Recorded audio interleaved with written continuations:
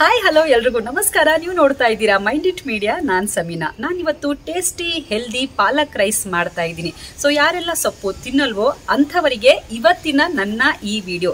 ಇದನ್ನು ನೀವು ಬೆಳಿಗ್ಗೆ ತಿಂಡಿಗೂ ತಿನ್ಬಹುದು, ಮಧ್ಯಾಹ್ನ ಊಟಕ್ಕೂ ತಿನ್ಬಹುದು, ಹಾಗೆಯೇ ರಾತ್ರಿ ಊಟಕ್ಕೂ ಇಟ್ಕೊಂಡು ತಿನ್ಬಹುದು. ಇದನ್ನು ಮಾಡೋದಕ್ಕೆ ಕೇವಲ 30 ನಿಮಿಷ ಇದ್ರೆ ಸಾಕು.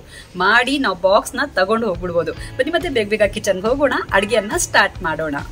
ಮೊದಲು ನಾನಿಲ್ಲಿ ಒಂದು ಪಾತ್ರೆಯಲ್ಲಿ ನೀರು ಬಾಯ್ಲ್ ಮಾಡ್ಕೊಂಡಿದ್ದೀನಿ. ಅದರಲ್ಲಿ ಈಗ 1 ಕಟ್ ಪಾಲಕ್ ಹಾಕ್ತಾ ಇದ್ದೀನಿ. ಕಟ್ ಮಾಡೋ ಅವಶ್ಯಕತೆ ಇಲ್ಲ. ಪಾಲಕ್ನ ದಂಟ ಜೊತೆ ನೀವು ಹಾಕಿ, ಹೆಂಗಿದ್ರೂ ನಾವು ಇದನ್ನೆಲ್ಲ ಗ್ರೈಂಡ್ ಮಾಡ್ತೀವಲ್ವಾ, ಬಾಯಿಗೆ ಡಿಸ್ಟರ್ಬೆನ್ಸ್ ಏನೂ ಸಿಗಲ್ಲ.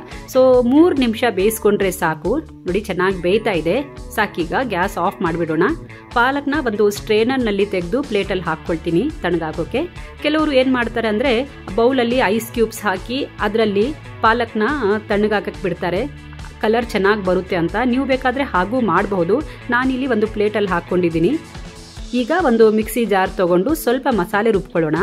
ಇದಕ್ಕೆ 3 ಹಸಿಮೆಣಸಿನಕಾಯಿ, 1 ಟೀ ಸ್ಪೂನ್ ಸೋಂಫ್, 1 teaspoon ginger garlic paste ಹಾಕಿ, ಆಮೇಲೆ ತಣ್ಣಗಾಗಿರೋ ಪಾಲಕ್ನ ಹಾಕಿ ಫೈನ್ ಪೇಸ್ಟ್ ಮಾಡ್ಕೊಳ್ಳೋಣ. ಈ ಥರ ನಿಮಗೆ ಜಾಸ್ತಿ ಖಾರ ಇಷ್ಟ ಅಂದರೆ ಹಸಿಮೆಣಸಿನಕಾಯಿಯನ್ನು ಜಾಸ್ತಿ ಹಾಕ್ಕೊಳ್ಳಿ.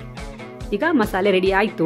ಈಗ ಗ್ಯಾಸ್ ಆನ್ ಮಾಡಿ ಒಂದು ಕಡಾಯಿ ಬಿಸಿ ಮಾಡ್ಕೊಂಡಿದ್ದೀನಿ. ಇದರಲ್ಲಿ 3 ಟೀ ಸ್ಪೂನ್ ತೆಂಗಿನೆಣ್ಣೆ ಹಾಕಿದ್ದೀನಿ.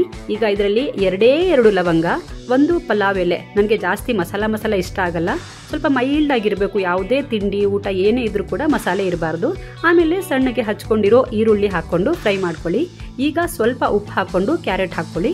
ಇದನ್ನು ಚೆನ್ನಾಗಿ ಮಿಕ್ಸ್ ಮಾಡಿಕೊಂಡು ರುಬ್ಬಿಟ್ಕೊಂಡಿದ್ದ ಪಾಲಕ್ ಮಸಾಲವನ್ನು ಹಾಕ್ಕೊಳ್ಳೋಣ.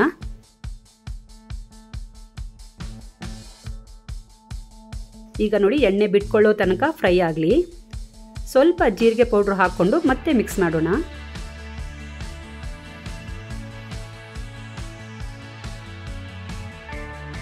ಒಂದು 5 ನಿಮಿಷ ಚೆನ್ನಾಗಿ ಇದು ಮಸಾಲೆ ಎಲ್ಲ ಬಿಟ್ಕೊಳ್ಳೋ ತನಕ ಬೇಯಲಿ.